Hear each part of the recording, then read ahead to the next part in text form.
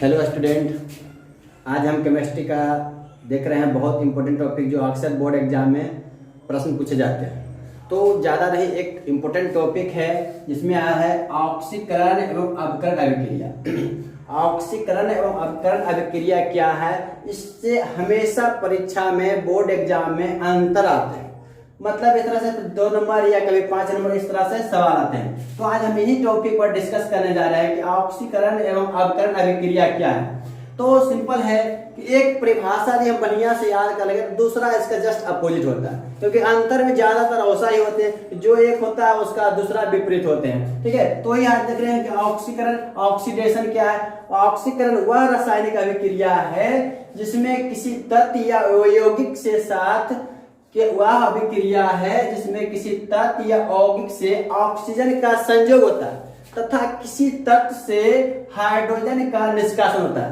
कहने मतलब कोष 2 पदार्थ है, तो 2 पदार्थ में किसी के साथ ऑक्सीजन का संयोग होता है और किसी के साथ हाइड्रोजन का बाहर निकलते हैं, मतलब अलग होते हैं। तो इस अभिक्रिया को ही कहा जाता है ऑक्सीकरण अभिक्रिया कहते हैं। आइए फॉर एग्जाम्पल लेते हैं, जैसे हम कार्बन को ऑक्सीजन की उपस्थिति में जलाएंगे, कार्बन को हम ऑक्सीजन की उपस्थिति में जलाएंगे तो क्या बनेगा, कार्बन डाइऑक्साइड बनते हैं।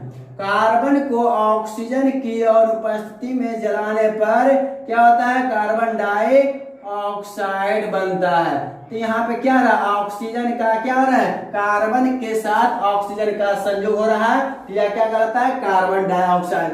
उसी तरह से सल्फर को हम ऑक्सीजन के उपस्थिति में या ऑक्सीजन के साथ जलाएंगे उपस्थिति में, तो सल्फर डाइऑक्साइड बनते हैं, सल्फर डाइऑक्साइड बनते हैं। तो यहाँ पे देखिए, कार्बन को ऑक्सीजन के साथ जलाया, परिभाषा में लिखे किसी तत्व के साथ ऑक्सीजन का संयोग होता है। ठीक है, यहाँ पे कार्बन के साथ ऑक्सीजन का संयोग हुआ तो कार्बन डाइऑक्साइड बन गए, और सल्फर के साथ ऑक्सीजन का संयोग हुआ तो सल्फर डाइऑक्साइड बन गए।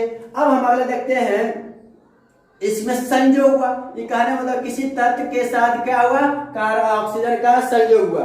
अब निष्कासन कैसे होते हैं, कार्बन किसी तत्व के साथ हाइड्रोजन का निष्कासन कैसे होते हैं, तो सांद्र हाइड्रोक्लोरिक अम्ल, सांद्र हाइड्रोक्लोरिक अम्ल को मैग्नीज डाइऑक्साइड के साथ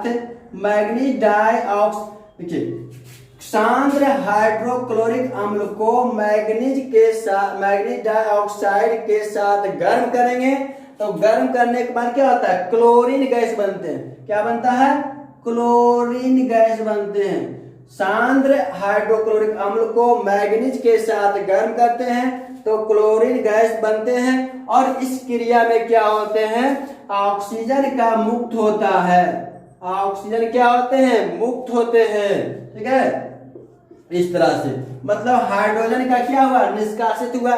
ठीक है, और क्लोरीन गैस मुक्त होते हैं, क्लोरीन गैस हैं। तो देखिए, सांद्र हाइड्रोक्लोरिक अम्ल को मैग्नीज डाइऑक्साइड के साथ गर्म करेंगे तो मैग्नीज क्लोराइड बनते हैं, और हाइड्रोजन यहाँ जल बनते हैं, क्लोरीन गैस मुक्त है। इस क्रिया में क्या हुआ, हाइड्रोजन का निष्कासन हुआ। ठीक है, तो ये हुआ ऑक्सीकरण। अब देखते हैं कि अवकरण में क्या होता है, अवकरण में जस्ट इसका उल्टा हुआ, वहां पे हाइड्रोजन का संयोग होगा और ऑक्सीजन का निष्कासन होगा।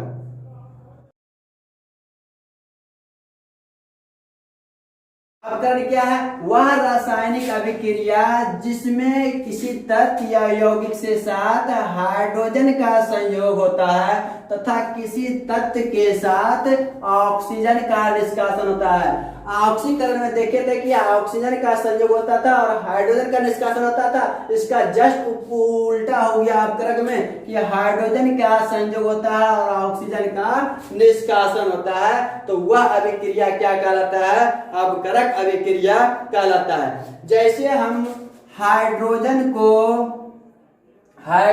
को ऑक्सीजन के साथ गर्म करेंगे तो क्या बनेंगे, जल बनता है। हाइड्रोजन को ऑक्सीजन के साथ जब गर्म किया जाता है तो वह क्या बन जाते हैं, जल बनता है। उसी तरह से हाइड्रोजन को क्लोरीन के साथ गर्म किया जाता है तो क्या बनते हैं, हाइड्रोक्लोरिक अम्ल बनते हैं। ठीक है, हाइड्रोक्लोरिक अम्ल बनता है। तो इस क्रिया में हम देख रहे हैं कि किसी तत्व के साथ क्या है, हाइड्रोजन का संयोग हो रहा है।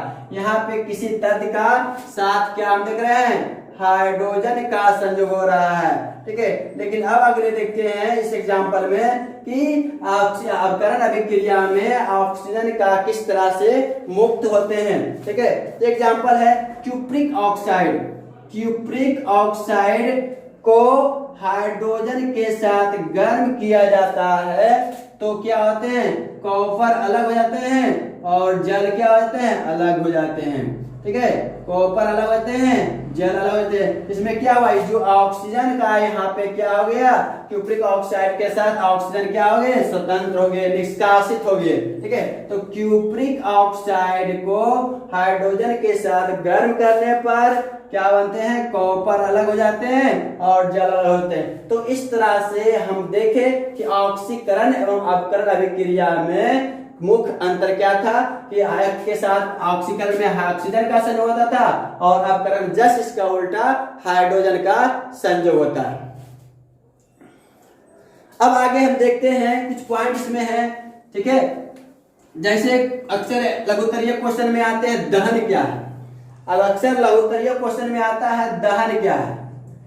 दहन, दहन क्या है, तो दहन वह पदार्थ है, दहन वह पदार्थ है जो ऑक्सीजन में जलने की प्रक्रिया से ऊष्मा प्राप्त होते हैं। दहन वह पदार्थ है जो ऑक्सीजन में जलने पर, ऑक्सीजन की उपस्थिति में जलने पर ऊष्मा और प्रकाश प्राप्त होते हैं। उस प्रक्रिया को क्या कहते हैं, दहन कहते हैं। जैसे एग्जांपल, हम कॉपर कार्बन को ऑक्सीजन के उपस्थिति में जलाएंगे तो क्या बन जाता है, कार्बन डाइऑक्साइड बनते हैं और साथ में क्या होता है, ऊष्मा मुक्त होते हैं और ऊष्मा के साथ क्या होते हैं, प्रकाश मुक्त होते हैं। तो यह क्या हो गया, दहन कहलाता है। मतलब दहन को ऑक्सीजन के साथ उपस्थिति में किसी पदार्थ को जलाने पर वह प्रक्रिया को ही दहन कहते हैं। सल्फर को ऑक्सीजन की उपस्थिति में जलाएंगे तो सल्फर डाइऑक्साइड बनेगा और उसमें ऑक्सीजन, ऊर्जा, ऊष्मा और प्रकाश दोनों क्या होंगे, मुक्त होंगे। तो वह क्या कहलाएगा, दहन कहलाएगा। अब दहन में क्या होता है, पदार्थों का बहुत प्रकार होते हैं। जैसे दहन में क्या होता है, पदार्थों का जलना होता है। तो एक होते हैं ज्वलन पदार्थ, ज्वलनशील पदार्थ। ज्वलनशील पदार्थ, ज्वलनशील पदार्थ क्या होते हैं, वह पदार्थ जो दहन अभिक्रिया में या दहन में भाग लेते हैं वह क्या कहलाता है, ज्वलनशील पदार्थ। जो दहन में भाग लेते हैं, दहन में भाग लेते हैं वह ज्वलनशील पदार्थ कहलाते हैं। जैसे हम कह सकते हैं किरासन, पेट्रोल, ठीक है, लकड़ी, गैस। तो ये सब ऐसे पदार्थ हैं जो दहन में भाग लेते हैं तो वह क्या कहलाता है, ज्वलनशील पदार्थ कहते हैं। दूसरा क्या होता है, अज्वलनशील पदार्थ। मतलब वैसे पदार्थ जो दहन में भाग नहीं लेते हैं वह अज्वलनशील पदार्थ कहलाता है। वह पदार्थ जो दहन में भाग नहीं लेता है वह ज्वलनशील पदार्थ कहलाता है। जैसे ईंट, पत्थर, बालू, इस सब को हम जलाएंगे तो नहीं जल पाएगा, तो यह क्या हो गए, अज्वलनशील पदार्थ कहलाता है।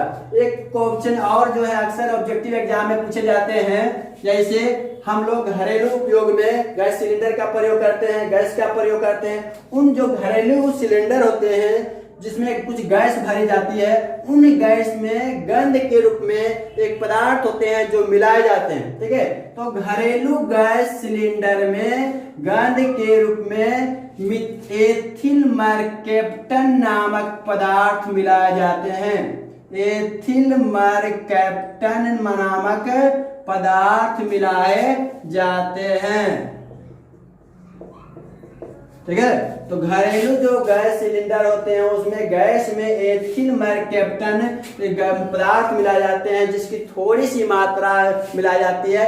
ऐसा इसलिए किया जाता है कि कभी गैस का रिसाव हो तो उससे गैस का गंध पता चलेगा। गैस इसलिए गंध के लिए एथिल मर्कैप्टन घरेलू गैस सिलेंडर में मिलाया जाता है। तो स्टूडेंट आज का हमारा वीडियो यही तक। यदि आपको हमारा वीडियो पसंद आ रहा है तो लाइक, कमेंट और सब्सक्राइब अवश्य करें, ताकि जब हम कोई नई वीडियो ला रहे हैं तो आपको सबसे पहले प्राप्त हो। धन्यवाद।